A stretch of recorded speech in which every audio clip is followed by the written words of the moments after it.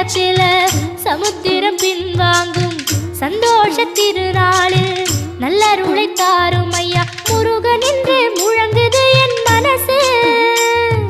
கடலை போல உன் கருணை பெருசு.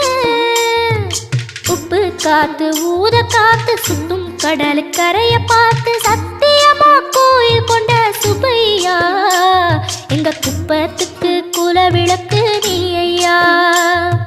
திருச்செந்தூர் ஆண்டவனே வேல் முருகா தினம் உனக்கு நன்றி சொல்வோம் மால் மருகா.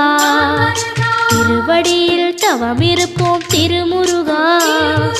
தீர்ப்பெழுது நலமெனவே வடிவ